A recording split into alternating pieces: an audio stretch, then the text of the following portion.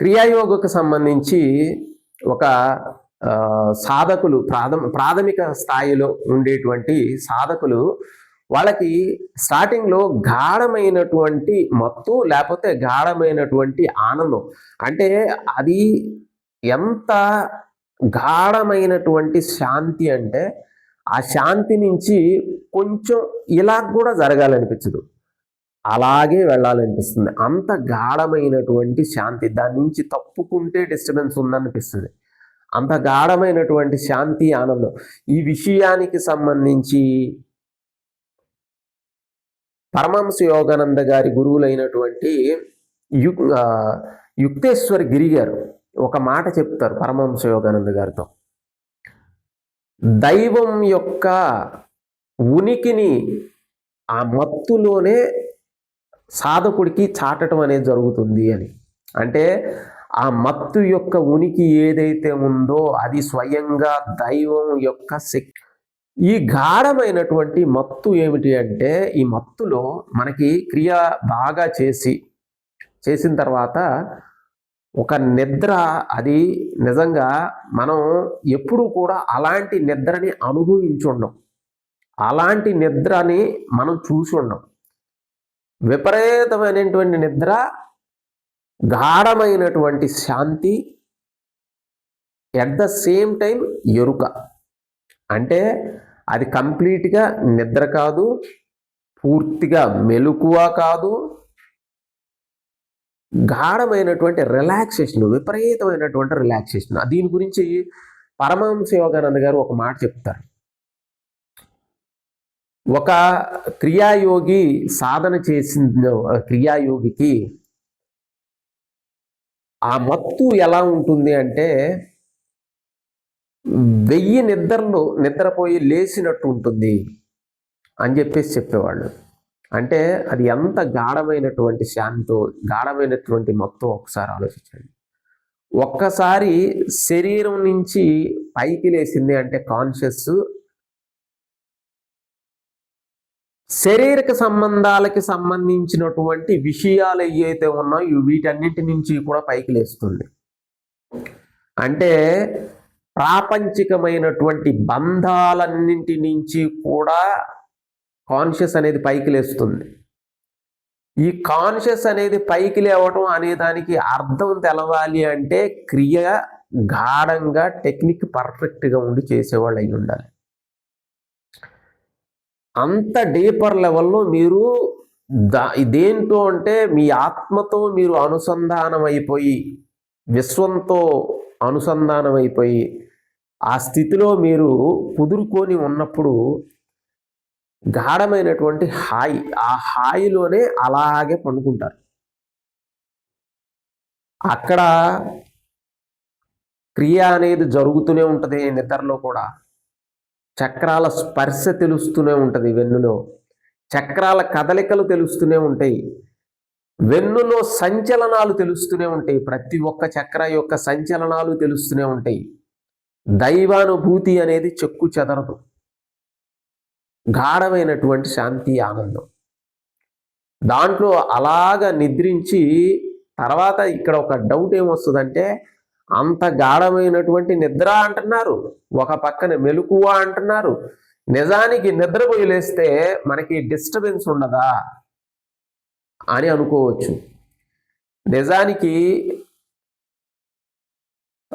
నాకు తెలిసి చాలామంది ఒక 2:30-3 లేచి వాళ్ళు కంప్లీట్గా సాధన చేసుకొని డే టైం వాళ్ళు పండుకోరు. అసలు కేచరీ పెట్టుకొని కొన్ని ప్రాణాయామాలు చేసుకొని మళ్ళీ, అంటే వాళ్ళు ఏంటంటే ఆ స్థితిని మళ్ళీ చిక్కపట్టుకొని, ఆ గాఢమైనటువంటి శాంతి స్థితిని చిక్కపట్టుకొని కేచరీ పెట్టుకొని ఒక వాలు కుర్చీలో వెనక్కి వాలి అలాగా ఆ స్థితిలో అలా ఉంటారు. నిద్ర కాదు, అది ఎరుకుంటుంది, గాఢమైనటువంటి మొత్తం ఉంటుంది, మెలకు కాదు, నిద్ర కాదు. ఆ స్థితిలో వాళ్ళు ఒక పావుగంట, అరగంట, అలాగా ఒక పావుగంట ఉన్నా కానీ చాలా కొన్ని గంటలు నిద్రపోయి లేచినంత రిలాక్సేషన్. అది ఎంత రిలాక్సేషన్ అంటే మనం నిజంగా అలాంటి నిద్రని మనం పోయి ఉన్నాం. అంటే ఎప్పుడు ఒకసారి జరిగితే జరిగి ఉండొచ్చు, 2 సార్లు జరిగితే జరిగి ఉండొచ్చు. కానీ ఎరుకలో నిద్రించేటువంటి స్థితిని పట్టుకున్నటువంటి వాళ్ళకి నిద్ర అనేది అవసరం ఉండదు. అది ఉన్నతమైనటువంటి ఎరుక స్థితి, అంటే హయ్యర్ కాన్షియస్కి సంబంధించినటువంటి స్థితిని పొందినటువంటి వాళ్ళకి. ఎందుకంటే నిద్రలో జరిగేదేంటి? గాఢమైనటువంటి శాంతమైనటువంటి స్థితి, ఆర్గాన్స్, మనస్సు అన్నీ రిలాక్స్ అవ్వటం, మన శ్వాస అనేది కామ్ డౌన్ అవ్వటం తక్కువ. అంటే నిమిషానికి హార్ట్ బీట్ ఒక 80 కొట్టుకుంది అనుకోండి, ఆ టైంలో 16-15 ఉంటుంది. ఎందుకంటే బయట విషయ వ్యవహారాలన్నీ కూడా కట్ అయిపోయి గాఢమైనటువంటి శాంతి అనుభూతిలో ఉంది కాబట్టి. సేమ్ అదే స్థితిలో ఉన్నప్పుడు ధ్యానంలో కూడా నిద్ర ఎందుకు అవసరమవుతుంది? అప్పుడు ఆ గాఢమైనటువంటి శాంతి, రిలాక్సేషన్ అయిపోయింది నిద్ర. ఈ స్థితిని చిక్కబట్టుకున్నటువంటి యోగులు మనం చూస్తే, నిద్రపోని సాధు రామ్ గోపాల్ మహుంజుదార్ అని చెప్పేసి మనకి ఒక యోగి ఆత్మకథలో ఉంటుంది. ఆ యోగి 18 గంటలు సాధన చేసేవాళ్ళు. మిగతా 6 గంటల్లో ఆయన యొక్క పరిచర్యలు, అంటే వండుకోవటం, తినటం, రకరకాల కార్యక్రమాలు చేసుకునేవాళ్ళు. అసలు నిద్రపోకుండా మనిషి ఉండగలడా అంటే ఈ స్థితిలో ఉన్నటువంటి యోగులు ఉండగలరు. సమాధిని ఎవరైతే అభ్యాసం చేసి వాళ్ళ కాన్షియస్నెస్ని ఉన్నతమైనటువంటి స్థితులకు చేర్చగలిగారో, శరీర భావం నుంచి వాళ్ళ కాన్షియస్ని ఉన్నతమైనటువంటి స్థితికి దైవంతో వాళ్ళు మమేకం అయిపోయారో, వాళ్ళ ఎరుకని దైవంతో మమేకం చేశారో, వాళ్ళు ఆ గాఢమైనటువంటి శాంతిని, ఆనందాన్ని, నిద్ర ఎందుకు అవసరం? అప్పుడు ఆహారం ఎందుకు అవసరం? అసలు మనం జీవించినప్పుడు మనకి ఏమని చెప్తారు? పోయినప్పుడు, ప్రాణం పోయినప్పుడు ఏమని చెప్తారంటే, ప్రాణం పోయిందనే కదా చెప్తున్నారు. అంటే మనం ప్రాణశక్తి ద్వారా జీవిస్తున్నాం. ప్రాణశక్తిలో మూలమైనటువంటి ప్రాణశక్తి వాయు ప్రాణశక్తి. ఆహారానికి సంబంధించినటువంటి ప్రాణశక్తి ఏదైతే ఉందో అది భూతత్వానికి సంబంధించిన ప్రాణశక్తి.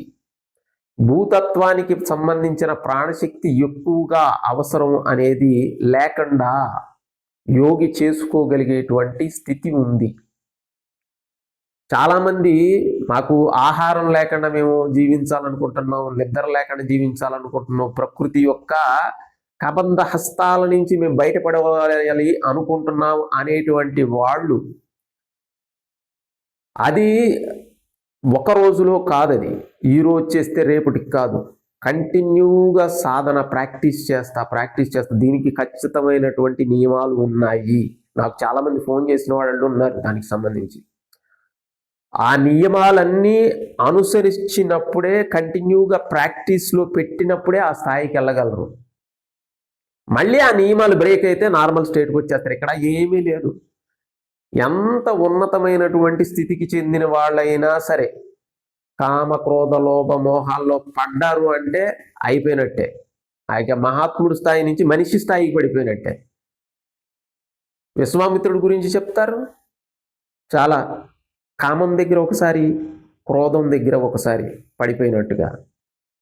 మరి అంత తపస్సంపన్నుడైనటువంటి విశ్వామిత్రుడు పడిపోగాలేండి, సామాన్యులైనటువంటి మనుష్యులు పరిస్థితి ఏంటి? అందుకనే సాధన చేస్తున్నాను అనేటువంటి అహంకారం వద్దు. మొట్టమొదటి విషయం ఏమిటి అంటే, సాధన చేసేది మనము కాము, సాధన చేసేది గురువు. నేను 8 గంటలు చేస్తున్నా, 7 గంటలు చేస్తున్నా, ఎలా కుదురుతుంది మనకి?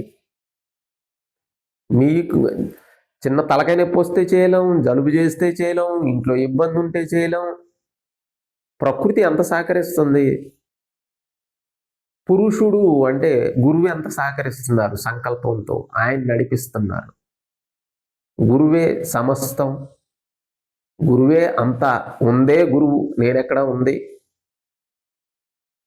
కాబట్టి ఈ సాధనకు సంబంధించినంత వరకు ఎవరైతే ఈ నిద్ర గాఢమైనటువంటి హాయి అయినటువంటి నిద్రని పొందాలి, నిద్రని జయించాలి, ఆహారాన్ని జయించాలి అనుకునేటువంటి వాళ్ళు ఖచ్చితంగా కొన్ని నియమాలు ఉన్నాయి వీటికి. ఆ నియమాల అనుసారం జీవనం కొనసాగిస్తే, అలా లైఫ్ స్టైల్ చేంజ్ చేసుకుంటే ఆ స్థితికి చేరటం అనేది చాలా సులభం అయిపోతుంది. కాబట్టి క్రియాయోగ సాధన చేసేటువంటి సాధకులకు ఈ గాఢమైనటువంటి హాయి అయినటువంటి స్థితి అనేది కలుగుతుంది. దాన్ని ఈ శరీరం, మానవ శరీరం తీసుకొని అనుభవించకపోతే ఇంక దేనికి. ఎందుకు అంటే కామాన్ని, లేకపోతే మనం తినేటువంటి ఫుడ్, నిద్ర, ఇవన్నీ అన్ని జీవులు అనుభవించాం. మనం పూర్వం లక్షల జన్మలు ఆ జన్మలో అనుభవించి వచ్చాం ఆల్రెడీ. కుక్కగా, పందిగా, దోమగా, పక్షిగా, ప్రతి ఒక్క జీవి కింద అనుభవించే వచ్చాం అవన్నీ. ఇంకా ఎంతకాలం అనుభవించేది? ఇంకా మళ్ళీ దాంట్లోకి వెళ్ళిపోతాం. ఒక్కసారి దీన్ని రుచి చూసినటువంటి వాళ్ళు మళ్ళీ వెనకకి తిరిగి జన్మల వైపు చూడరు. అంత హాయి అయినటువంటి ఆనందకరమైనటువంటి స్థితి. కాబట్టి ఈ స్థితిని చిక్కపట్టుకోవడం అనేది చాలా ముఖ్యమైనటువంటి విషయం. ఈ వీడియో నచ్చినట్లయితే లైక్ చేయండి, షేర్ చేయండి, సబ్స్క్రైబ్ చేయండి. క్రియాయోగకు సంబంధించినటువంటి క్లాసుల కోసం పైన ఉన్నటువంటి నెంబర్ని సంప్రదించండి. సర్వే జనా సుఖినో భవంతు.